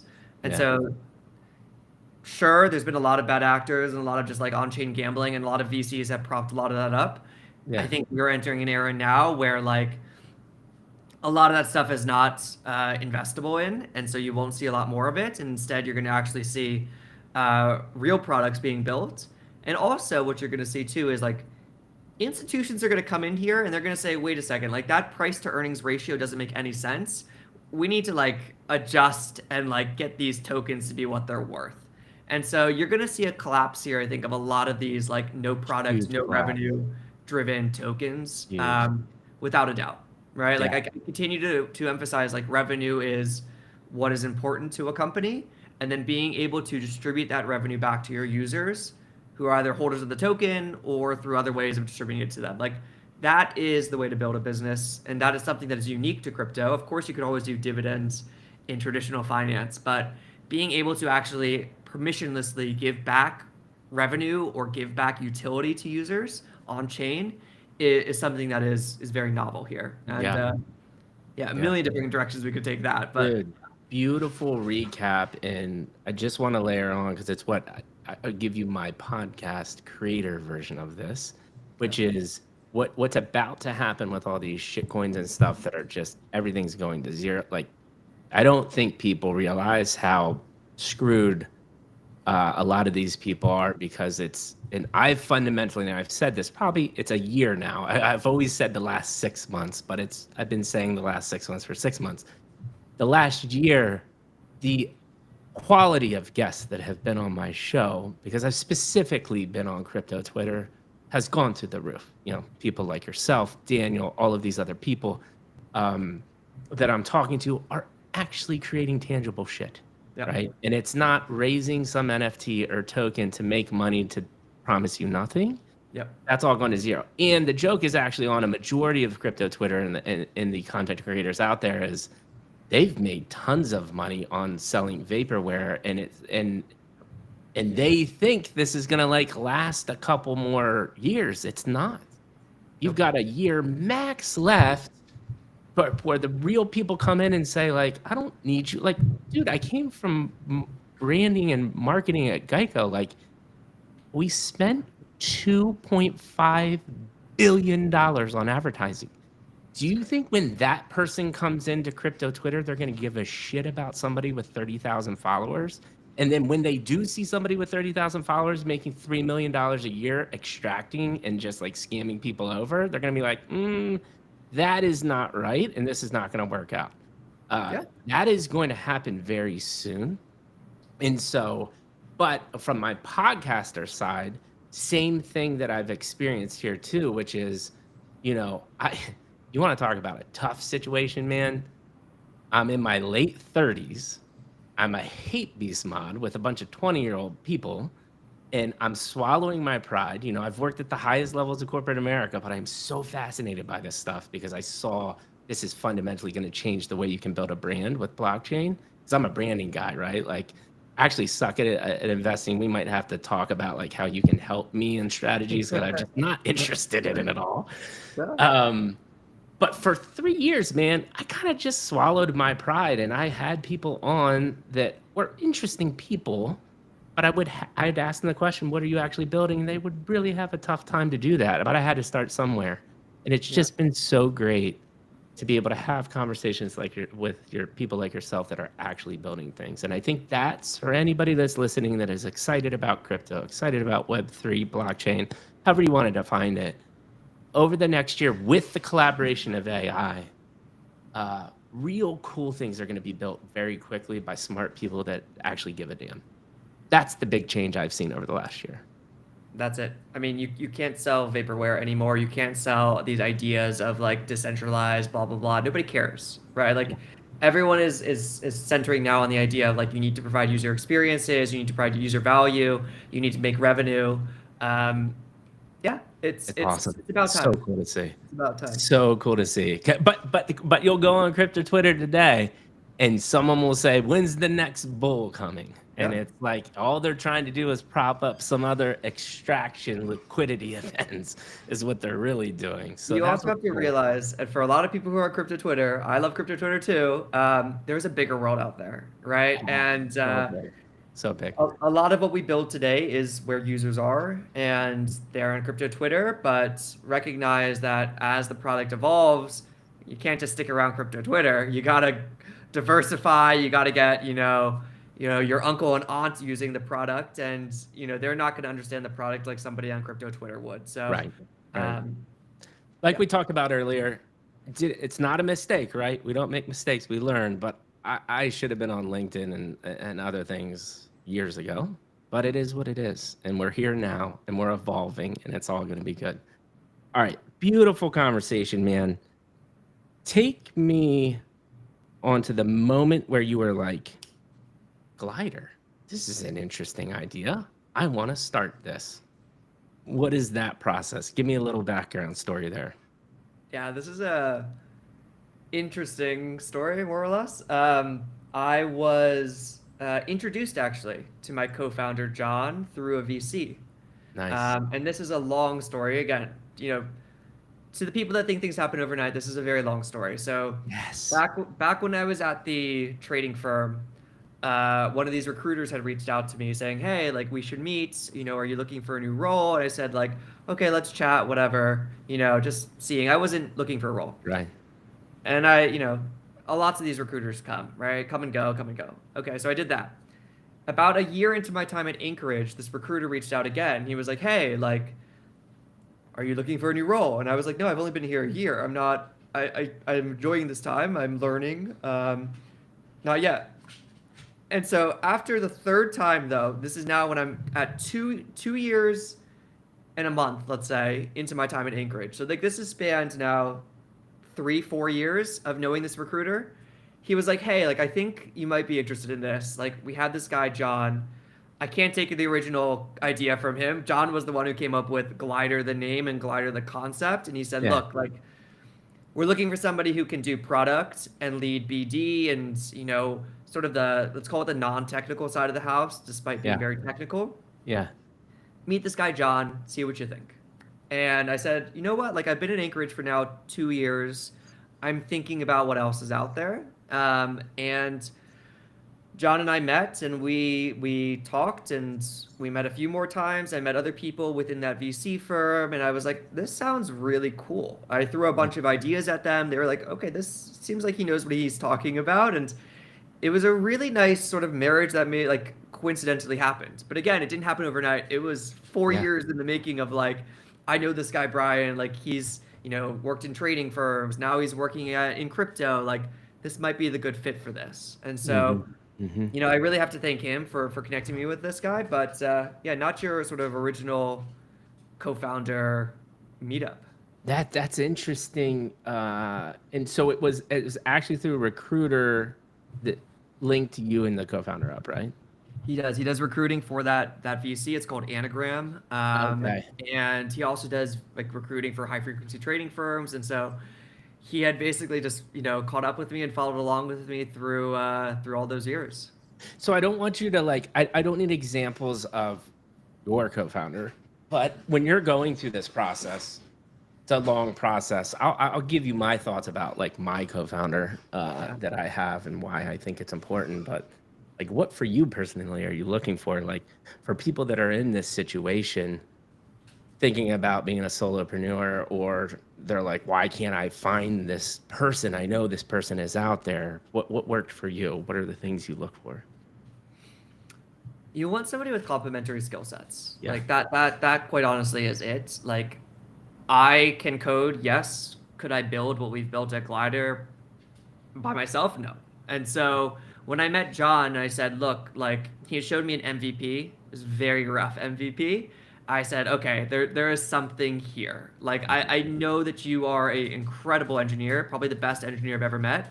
I, on my other side, have the ability to actually make a business out of this. How can we do things with the trading? How can we market this out to people? How can we make this a consumer experience that people will enjoy and find like they can actually earn and invest with?" And so, yeah, I would really look for complementary skill sets. The reason why I do the podcast is John likes to sit in and write the code. He's a great guy. Like he will get on these calls at some point for those of you who are listening who are wondering who the mysterious John is. But Oh, he better come on mine eventually. yeah, we have a very, very nice, I think like culturally too, we have a very similar mindset, right? Like I did not enjoy like this like, sort of aggressive culture of banking and on that front it's like a marriage, right? Like do you have the same ideals? Do you have the same like morals? And John and I very much align on that, and that's important because like will we disagree about certain things? yes, but there are very little things that I think eventually one of us comes to terms with the other about, like, Yeah. okay, that's how it should be. That's why we should do it this way.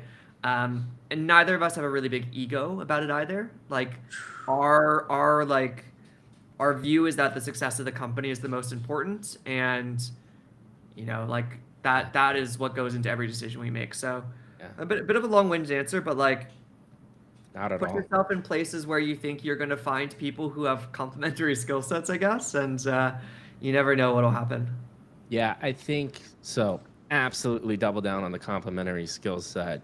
Although me and my co-founder, we have like similar, that's kind of like the design thinking mentality. I'm sure you're familiar with that.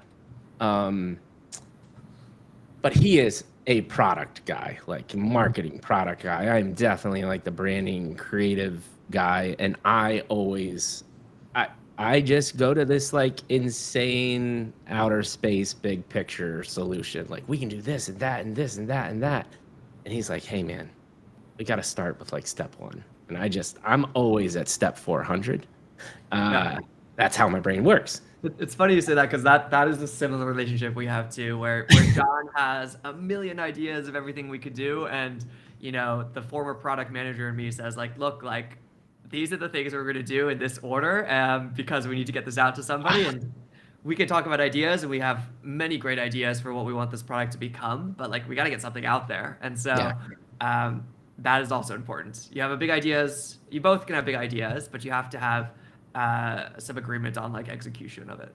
Yeah, there's a reason why the MVP situation exists because it is just such a critical part, especially in a startup, is you have to be able to get this data and this feedback as quick as possible. If it were me, I'd waste billions of dollars just coming up with something crazy that no one probably would ever care about.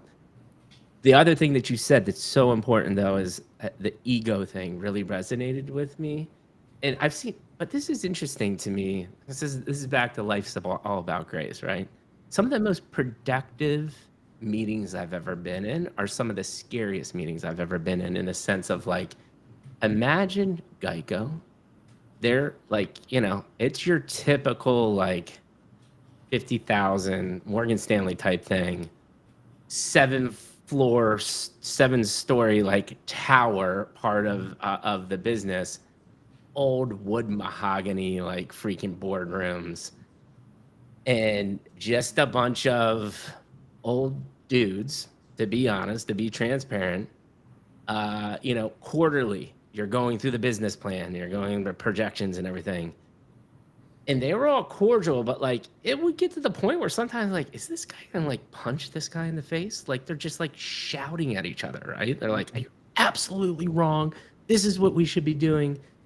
But then, they go out and have drinks and be totally fine.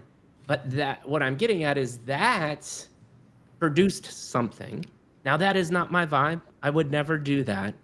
So maybe that works for them. What works for me though, this ego thing, and we very rarely have disagreements. Maybe that's a bad thing. I don't know. But I think almost to me, I interpret it as we're so aligned on like human beings, what we think life's about, what we think motivation should be about, that when we do have disagreements, we come to a quick solution pretty quick because we're just that aligned. And I think so spiritually, morals, mission driven, if you can align that with a difference in skill set, I think magical things can happen. And that's kind of what you were saying, right? Yeah. I think we had a very similar upbringing too, John and Yeah. I. Like suburban areas, like, fairly normal. And I think, I don't know, like the way we view life is very similar. So I think that, if you have that sort of baseline, the rest is really just like, minor Yeah. quibbles that may or may not happen. And so, yeah. And that's interesting to me too, because ours are similar on more of a like meaning of life, mission driven level, because he couldn't be more opposite than me. He was born in Israel, he's Jewish, lives in Germany, um, you know, like not even close to my upbringing, but we couldn't be more aligned when it comes to like, what's the meaning of life? Why are we even doing what we're doing? All of these grounded principles are insanely aligned. So I think when you can find, in my experience, when you can find somebody that is like the higher level meaning, mission, vision, purpose, those tangible, would it be nice if we could talk about like, oh, remember when we did this in childhood? That would be kind of like some niceties, but at the end of the day, that goes away when you're so aligned on purpose, really. Great. Fully agree. Beautiful conversation, man. Beautiful. All right, let's get into it. We'll always start. This is probably the most like Silicon Valley investor thing that I do, but like, you're on an elevator, 2 minutes or less. What is Glider? In a concise manner, what is Glider? What is it trying to do? So Glider makes on-chain investing easy. We don't want crypto investing to feel like it is something that is difficult for anybody. And as you know, in crypto, native circles, there are things like gas, bridging, signing, custody, like all these terms that really the vast majority of the world doesn't have to know. And so we abstract all of that away, and we let you do things like create ETFs. That's sort of our bread and butter. You can create a basket of tokens that you hold. What is unique about it, though, is that you don't have any middlemen between you and your assets. So sort of dovetailing back to what we said earlier, right? It's you custodying your assets, and they rebalance automatically without ever leaving your custody. And so no middlemen. Like a traditional ETF, you might have to pay 50 basis points a year. With Glider, there's no middleman to charge you that basis points, right? So it's you and your assets. And so where does this, like we talked about, there's a huge unlock here. There's a lot of extra money now that we can play with in this equation. How do you think about that extra money, and since the equation has been simplified? So there's a lot of benefits to doing things on-chain, right? Quite simply, if you're holding things like stocks or you're holding things like RWAs, again, you don't have all these middlemen or custodians or brokers that have to run businesses with very expensive lawyers and regulation to pay, basically. The other thing that's interesting about this, right, is like, now that there are on-chain stocks, if you're outside of the US, you can get access to these. So there's an accessibility angle to this as well. It's our belief, really, that like every asset on-chain should be permissionless and freely tradable and investable for the long run. So we're not here building a meme coin casino that you can pump and dump and trade. We're here for you to be able to invest in big assets that you want to hold over long periods of time. And so when you look at our breakdown right now, it's like stable coins, which will be earning yield, Bitcoin, Ethereum, and Solana. Like that's like 80, 90% of our holdings, because those are long-term assets, and that makes sense. Like we want people to be aligned to hold and invest over long periods of time in assets that they believe in. It's about growing your wealth. That's really what it is. So explain to me, obviously, like I don't need the intricacies of the business model, but let me take my take on what I know about you. Is my assumption is the reason why you can create a thriving business off of this is you could probably even take even larger profits than, or maybe even a bigger cut than most bank or traditional finance would have, because there's less middlemen. So you can still make even maybe more money than traditional finance from you as a business, but then still pass some of that savings on to the consumer or the system at Beat. Am I right or wrong there? Yeah, I wouldn't necessarily say like we can take as big of charges, because the whole idea is right to take smaller fees and charges that compared to traditional finance, but the value can be given back to the user more directly. And I'll give you an example, right? Like the Robinhood model, right? Where Robinhood gets paid for every trade that you do because they sell the order flow. Robinhood pockets all that money, right? In the on-chain world, if we were to mimic that model, if Glider sits in the middle as Robinhood, we can actually pass back that money directly to the users as well. So it's not about just we can keep everything. Now there are rails to give back money directly to users based off of the trading that they do. Yeah. And I said it. I'm horrible with words sometimes, which is funny because I run a podcast. I I meant to say what you were saying, which is you still can make your money and you can still pass along the savings and the benefits from cutting a lot of this middle custodial things out. And which is the difference because, again, we talked about timing and being early. Legitimate like people like yourself that are actually building real things that do it first, but then do it for the right reasons to say, hey, this isn't fair. And by the word, I mean, I forget who came on, Jack, and this was probably like 6 months ago. He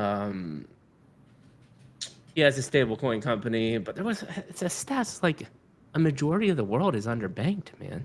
Oh yeah. They don't even have any access to a bank. Like they don't even know what traditional banking is. Yep. And like you can solve that. Like that's a massive unlock.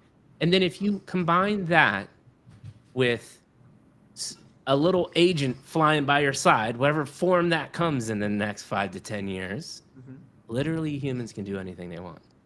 Yeah, we're really excited about personalized financial advising. It's our view that, you know, all of these AI applications that are building personal finance advisors on traditional rails, meaning like trying to connect to your Coinbase or Robinhood account or your broker, are not building the right direction. Because quite honestly, as I mentioned before, assets are going to move on chain. It's a better system. And so like these agents that are popping up that can help manage assets on chain, they're actually much further ahead and will gain market share compared to agents that are working in traditional finance. That space is you know, sort of dinosaur waiting to die off. Yeah, that's interesting. I've got so many questions, man. The next place I have to go is I'm in a ton of like, you know what my favorite part about Web3, whatever, however you want to define that at this moment in time, is what was happening in like 2021, 2020 in Discord around like these hyped NFT mints and stuff have now, in my circle at least, turned into 100 people or less like AI builder Discords. And you're just sitting in voice chat and you're just making cool shit. And I got that like nostalgia, that excitement again. So my question is, a majority of the time I am in AI focused builder groups like that. What excites you about agents, AI in general, and how it can integrate into this new decentralized world, your platform maybe in specific? What are your thoughts there?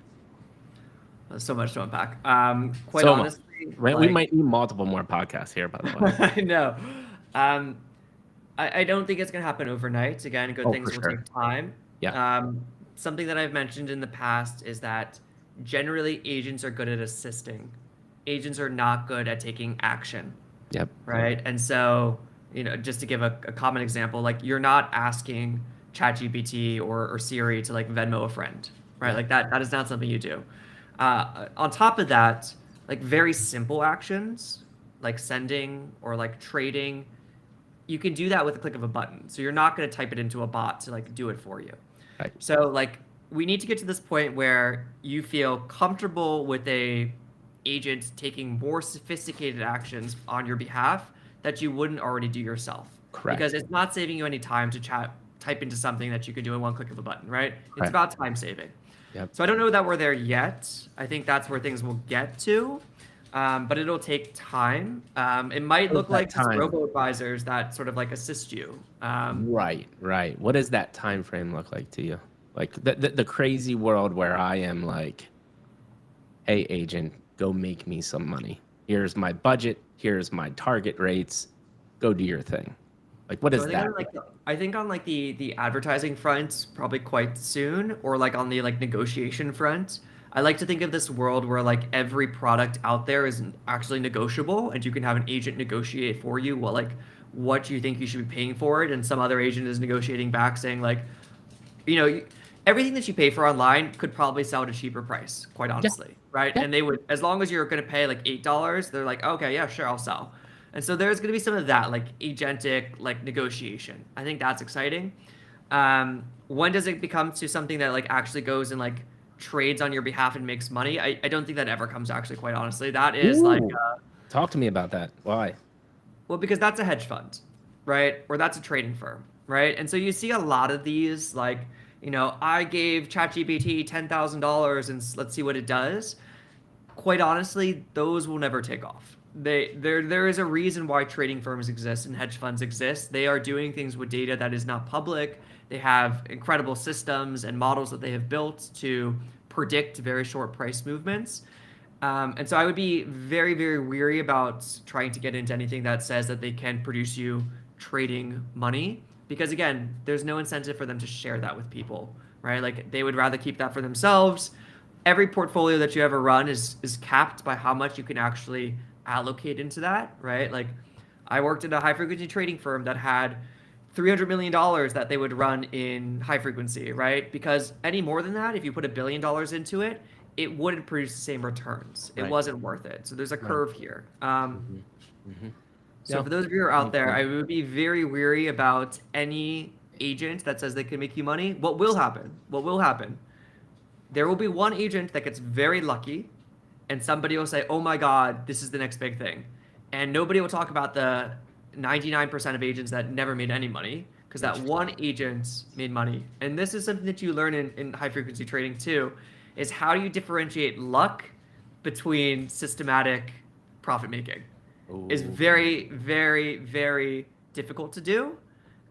You can get lucky. Everyone's a winner in a bull market, right? To be able to systematically make money is a very different thing. And so one agent will get lucky, and it will make headlines, but I would just be cognizant that like long-term performance is very difficult to do, and then there's no incentive to share that.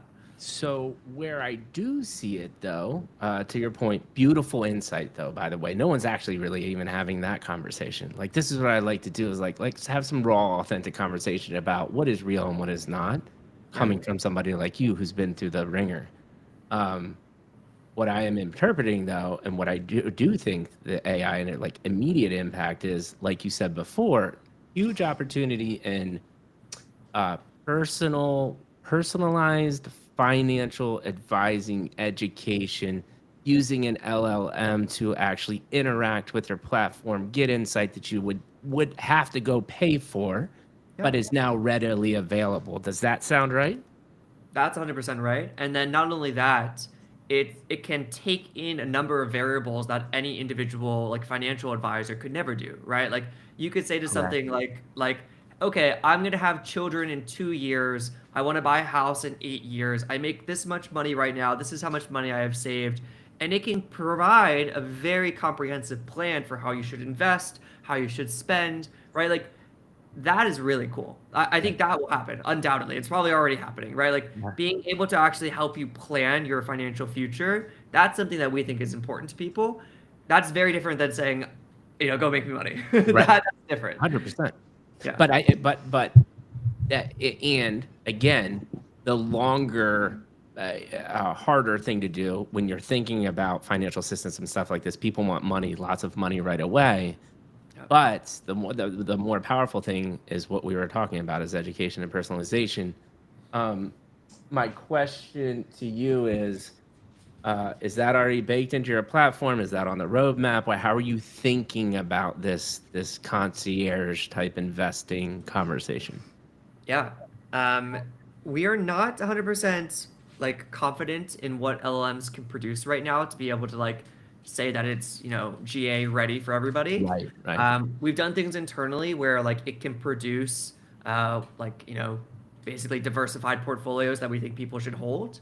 But we're not at the place where it's like, okay, it's like really like You feel 100% good about accurate. it. And so you see this everywhere, right? You've probably seen like Banker, and you've probably seen a bunch of other like agents on X or like chatbots that are trying to do simple trading and things like that. There's a reason why we've built our service the way we've built it. We've built it with building blocks. And so those building blocks, you basically pick and choose what you want. And that actually creates a nice way to train a natural language LLM or MCP or whatever you want to use to actually create more consistent, like human readable portfolios over time. And so Interesting. it's tooling for agents, you could call it. Yeah. Talk to me a little bit more. Like, click down on that building block infrastructure for me. I want to understand that a little bit more. For sure. So very early on, Before I met my co-founder, he was experimenting with this like agentic space, like thinking like, how can I use an LLM to trade, right? And LLMs, and many of these you've seen, can do very simple things very well, right? Like if Right. you want to trade, if you want to swap, if you want to lend, if you want to find out about something, like it'll do all those things. If you ask an LLM to do a, TWAP or like dollar cost average or rebalance a portfolio, 99% of the time it will not do it right, right? Disaster. Just absolute disaster, and it's not good at repetitive actions, right? I don't know of any agent that like will like perfectly like go to sleep, wake up, go to sleep, wake up, go to sleep, wake up, and consistently do things accurately. Yeah. And so you need something between the raw text input and the neural network on the LLM side to actually form a layer of like APIs that you can actually have an LLM understand and convert between natural language and what they're trained on. And so a lot of what we've built has come from that direction because we know that all of these existing LLMs will not be able to run on just plain text, at least not in the current form. Maybe they'll Yeah. get there. They're Yeah. going to need underlying APIs and tools. So a lot of what we've done is build that tooling. And that's awesome. And the way, so can you describe, like, I look at agents can get very good if they're hyper specific about something. Is Yep. so is that in essence a block for you? It's like a very specific part of the process, or am I So yeah, if you're familiar with Scratch, it's like a coding block system. Yeah. It's similar in Glider. So like there are asset blocks, right? You choose the asset you want. It's a block, right? You can put 5 assets in. You're suddenly holding an ETF of those 5 assets. Gotcha. If you want to have an if statement, right, which is sort of like a limit order, like if the price of this token reaches $5,000, sell that token. And then the automation and the rebalancing is built in as well. And Yeah. so Yeah. that comes at a layer that's a bit outside of the building blocks, Yeah. but something that can be put on chain quite easily. And so, other than the benefit of having a highly modular system where I can kind of build whatever I want, obviously, that's a benefit of this block infrastructure. Is there anything else there to expand upon for the audience that's listening, that's like understanding what we're talking about and excited about it? Like, what other benefits come with that? Or is it as simple as that? No, it's actually the grander vision though is that it's fully composable, right? And so like you can create your own blocks, you can build into the system. They don't have to be a part of our UI. And then not only that, you can take any of this, right? Because behind the scenes, the blocks are just some simple JSON code, nothing crazy. Yeah. You can actually take these portfolios and you can embed them into your own application. So we have an API, Yeah. right? You don't have to be bound by our front end or the blocks or the data that we have access to.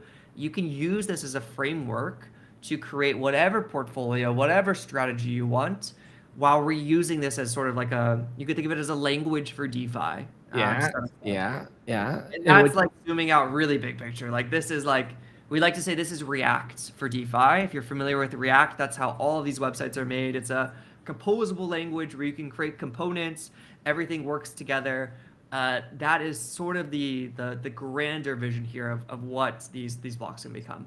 Yeah, and what the beautiful thing about what you said is like I don't Claude just released these skills, right? Which skills you're familiar with is like custom packaged instructions is what you get to the LLM. Now you're talking about now I can have a skill that understands the block infrastructure that you create, and then I have Access to it as well. authority and access to create my own agentic system with now like, hey, I'm building an agentic system right now about obviously research, getting my content out efficiently, but maybe I want to pair that with for some odd reason this block flow from the finance side.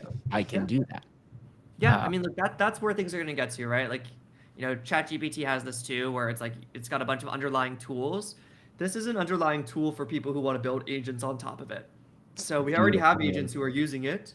None are publicly released yet, but yeah, the tool had to be built because again, we started the first place and we said, okay, wait, this is not going to ever be accurate unless the actual the underlying tool is working. Like to give a very, very simple example, right? Like if you ask ChatGPT to like find you houses, you know, in San Diego, right? Like it needs Zillow to go and find the Right, houses. right, right. Same thing here. Like if you ask ChatGPT to like, you know, TWAP me into this token or this stock and then lend it, it needs Yeah. something to actually do that. That's similar to Zillow. Yeah, it needs you, which is awesome. All right. We have been going for an hour and 45 minutes, which We've is been going. amazing. This has been a fantastic conversation, man. We're going to definitely have to do some more content together in the future. We're going to start kind of winding it down. I do have one or two more questions about Glider. And then I ask one question that I ask every guest that comes through this experience. I'll give you my closing comments, and then we'll call it a day. Let's do So it. the last question I was really interested in is um, just even looking at the comments on like the podcast, right? Like we've slowly, steadily climbed. I mean, um, I've had relatively like hype mints where people just obviously show up to try to get some type of perk. Way less interaction than what you've built. So I'm actually interested from the brand marketing side on a kind of a like, yeah, I get crypto. Twitter is interesting, but finance in general is kind of dull. Uh, just me from being not a finance person. How'd you do it, man? Because it seems like you've built something pretty cool and something people are excited about. Yeah. We do have quite an audience, which I think has been actually quite surprising. You know, we didn't. The one question when we raised our first like fundraise, we've only done one, was like, how are you going to get people to use this thing? Yeah, And you know, we had some ideas about like, okay, we have user flywheels, you know, referrals, things like that, but it has actually take on more of life of its own than I think we ever expected. Like we yeah. are so globally distributed at this point across our user base that it's crazy. Like no single country has more than like 10% of our users. So like Wild. it's like, you know, US, China, Nigeria, like South Korea, Philippines, like France, like it is so crazy how global crypto is. And so there's a couple things that have gone into this. One, building trust and building real product. Mm-hmm. So we've got, you know, now tens of thousands of users using Glider and they enjoy it, right? There's utility to it, right? Like we are here for people to come in and invest. We are not here to, again, have you trade in a casino of meme coins. So that is a mission I think that everyone wants. It is a better vision for, you know, investing on chain. Yeah. Um, and that comes from trust. So like, how do you build tech that people trust? I mean, we were lucky to have some really good VCs that supported us early on, but not only that, like it comes into the brand to your point. Like all of our like branding, marketing has been done in house. We spend a lot of time making sure that the people that we hire and the people that the way we portray the brand is something that we feel like is unique, safe, trusted, calm. Like these are Yeah. words that, you know, my head of marketing would say that she loves. And so a lot has gone into that vision. And that again is not something I was good at. She is incredible at this. And Yeah. she has really, really built a nice sort of narrative around how we think and feel about this brand as a company. Yeah. And That's so awesome. I think it's underestimated what a lot of crypto companies are putting out there. Like focus on brands. Like in a Yeah. world where you can make anything with AI, to be clear, Glider would not be able to be made with AI. Like there's a lot of work behind it. But in a world where a lot of things can be made in AI, like that individuality, that creativity, that brand is going to be something that will differentiate you from other people. Yeah. Beautiful, beautiful response. Last kind of Glider specific question. I always give you the opportunity next 3 to 6 months. Anything you want to share that people can expect for what you'll be rolling out or what you'll be doing, what you'll be up to. Yeah, we have a very exciting announcement coming next Tuesday. I won't Nice. ruin the surprise, but next Tuesday is a big one. And then you're going to see the progressive rollout of more chains. It's our Awesome. belief that users shouldn't care what chain they're on, it doesn't matter. I love it. But new chains mean new assets that you can invest in, right? So, like Solana, we will have, so you'll be able to invest in on chain stocks on Solana. Yes, there are on chain stocks on other chains, but like, you know, we want you to be able to invest in all of the assets that are on chain. And asset issuers choose different chains to put their assets on. So of course we have to support those chains. Huh. We'll see more, I think, B2B2C integration. So I mentioned agents. We'll see more applications that are Nice. taking these portfolios and embedding them. And so improvements to our API and working with a lot more partners in the space to build that out. If you wanted to put your own portfolio on your website, you could do it. It's very simple, which we think is cool. And that's a lot. But there's sort of any number of little like features too that we want to roll out and improve for the user experience. We aren't launching a token anytime that soon, right? Like to be very clear, like this is a product before a token. Thank you. That's the way it should be. Are there plans that we have already thought about and cool mechanics around how a token could work for Glider? Yes, we spent a lot of time thinking about that with, A16Z, who's one of our investors and has done a ton of tokenomics. So yes, there are ideas for that. We're not in any rush to get there, but when the time is right, the time will be right. That's awesome, man. And for anyone watching or listening and is just excited about what you're working on, I think you said the best way to get involved, like a robust Discord community, right? Is that where a lot of people hang out? We now have like 40,000, just crossed 40,000 on Discord. Nice.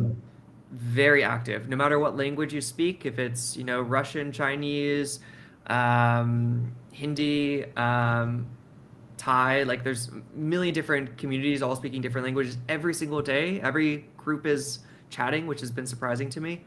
But the best way to really follow us and know what's up and coming without getting into Discord is X. So it's Glider_FI. Our website is Glider.fi.